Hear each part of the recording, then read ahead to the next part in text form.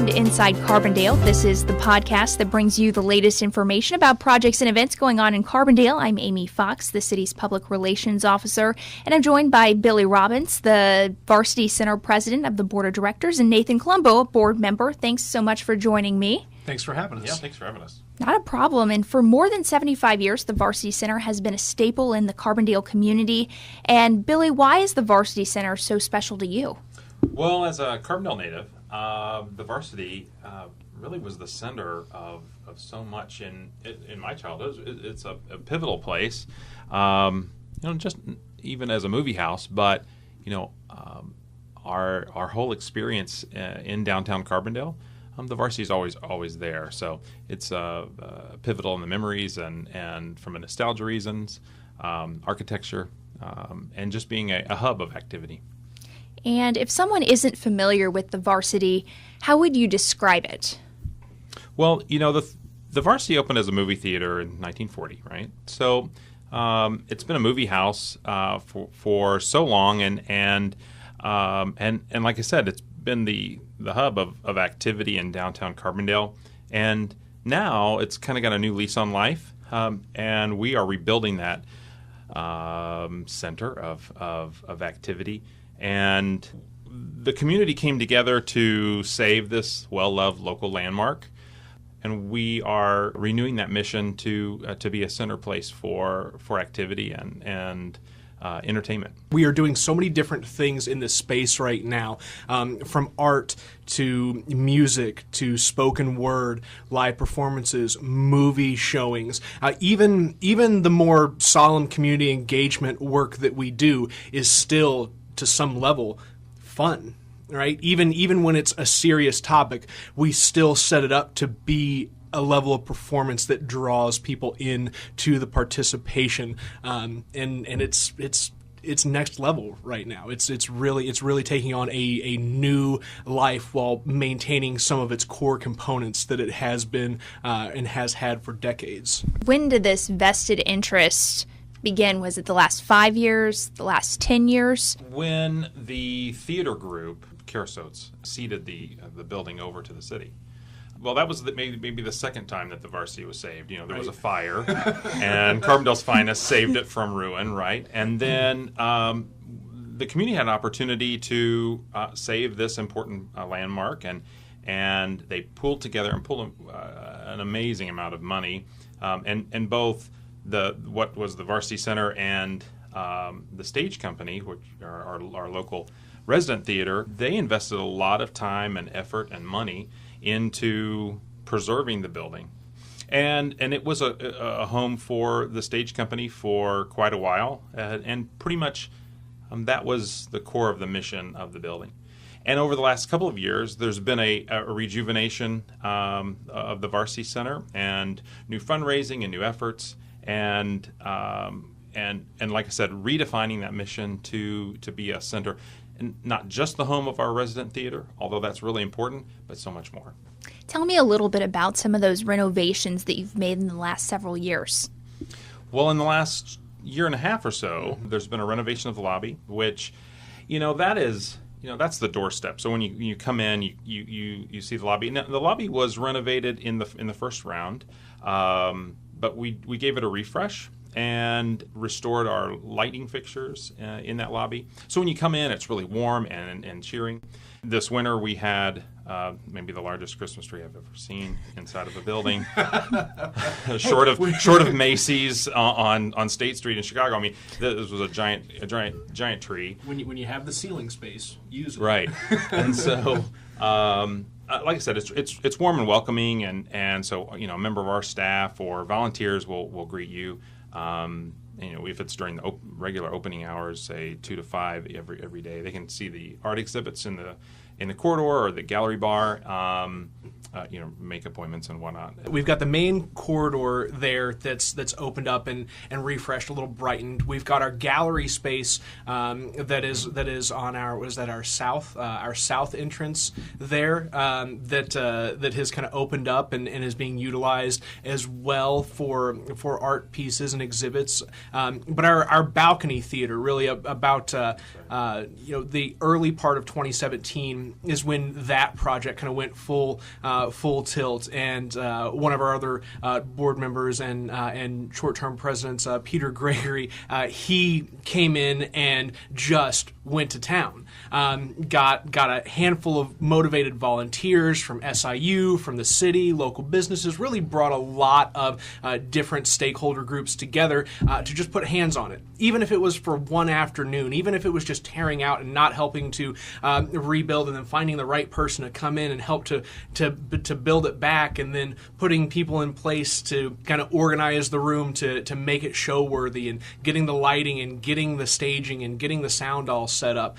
There were a lot of different components that went into that that's ultimately led to a really wonderful multi-use space that is unique in the access that it gives performers to the audience, and then it gives audience to the performers. It's not an experience that you can get commonly throughout this country right now. So hopefully it will be something as we continue to grow and continue to bring on more regional and growing acts that people will want to come in, not just as folks wanting to see entertainment and engage in that, but also drawing in a higher caliber of performers, because they look at it and go, wow, they've really done something special with this space.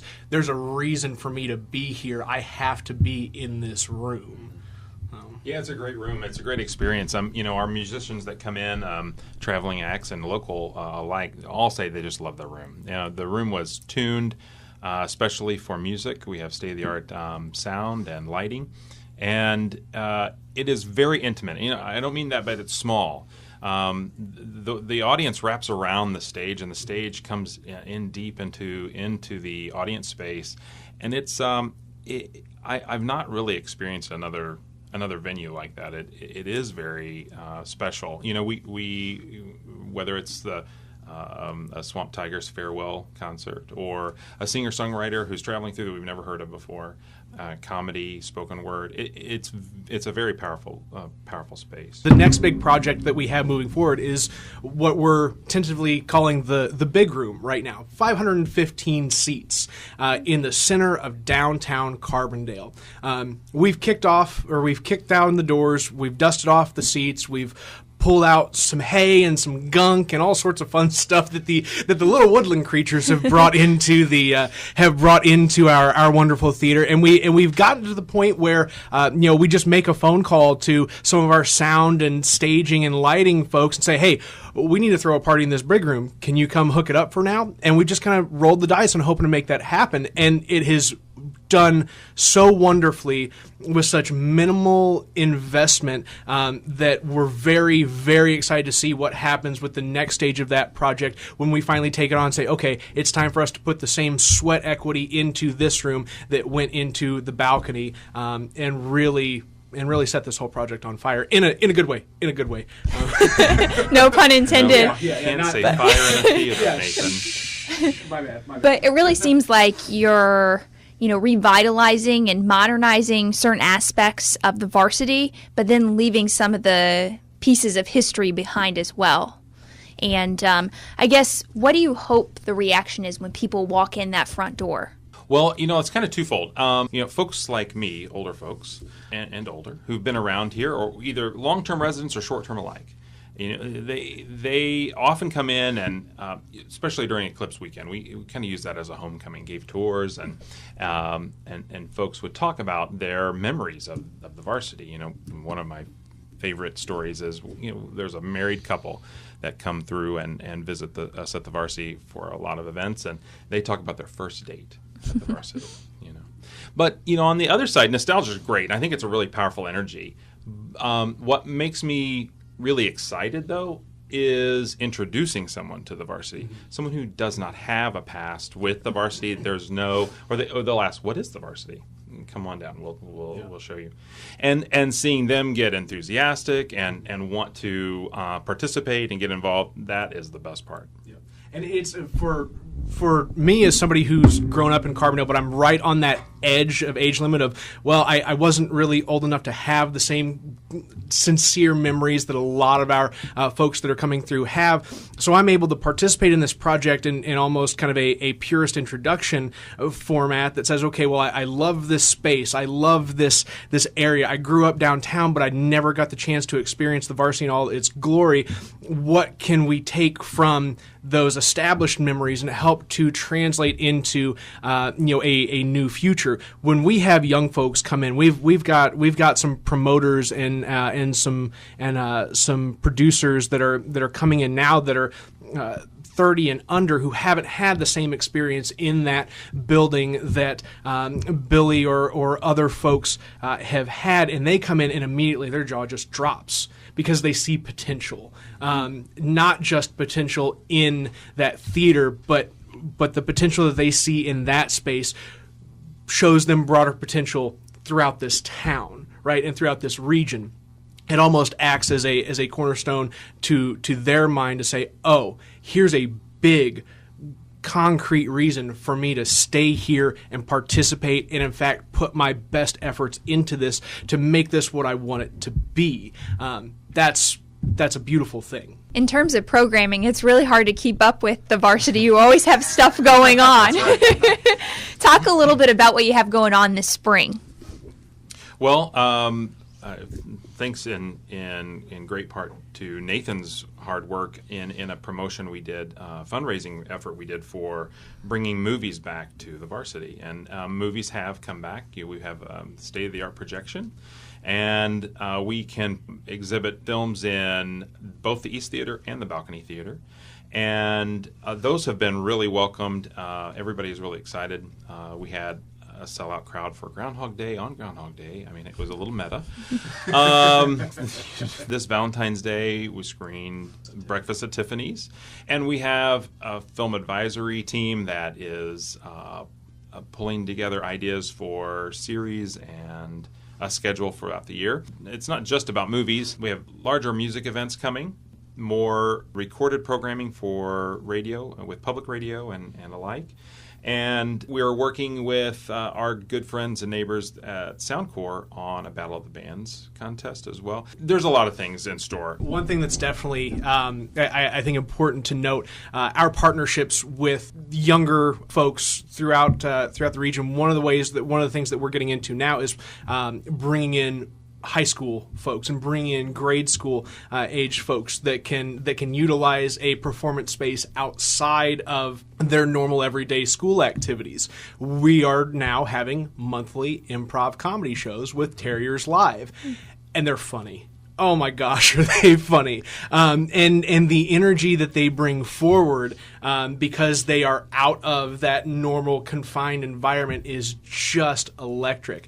And we're looking forward to more specialty programming. We've looked at everything from, like Billy said, taping and producing content in conjunction with public media out of that space, to discussing having live gaming events at the Varsity. And when I say live gaming events, what I'm talking about is people actually participating in esports and playing video games against one another competitively, for cash prizes and drawing in not just our local crowd and our student crowd, but all of a sudden people in St. Louis, people in Chicago, people in Indianapolis, in Nashville hear, oh, what? There's this place in this corridor between all these major metro areas that's hosting these national style gaming events. Let's get in there, even to the point of possibly hosting, and this is a big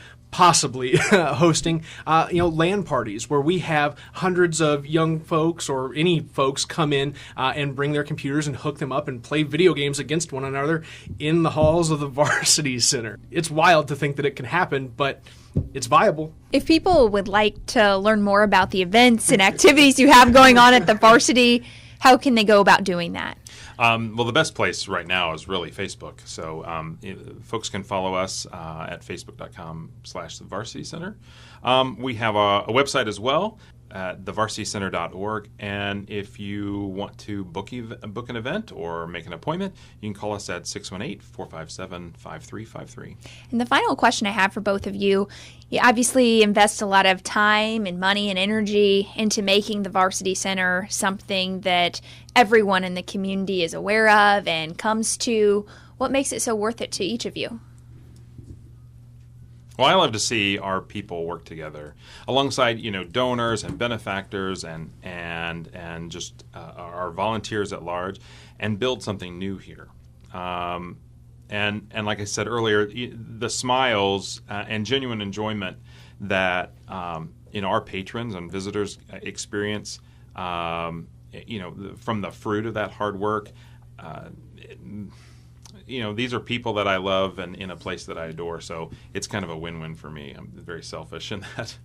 I was not expecting that question, so now I got like a little tear in my eye.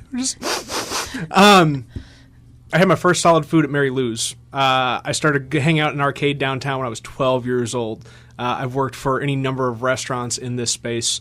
I hoofed it around downtown when I was like 24, 25, like gathering signatures from local business people and like letters of confidence, trying to get on the downtown advisory committee. Downtown is just part of my life, and the Varsity Center is just another outlet to stay on track and continue progressing through helping to develop the physical space that has defined the person that I am. It's another very selfish reason, but something I'm very appreciative to be a part of. So the future of the Varsity Center looks bright? It definitely does. The tower is relit, and she's a beacon right now for the Strip and for the activity of downtown Carbondale, and we're really excited to be part of it. Yeah. Great. Thanks so much for joining me, Billy and Nathan. We really appreciate it, and I hope all of you will join me next time for another episode of Inside Carbondale. Have a great day. If you have feedback or have ideas for future podcasts, feel free to email me at afox@explorecarbondale.com.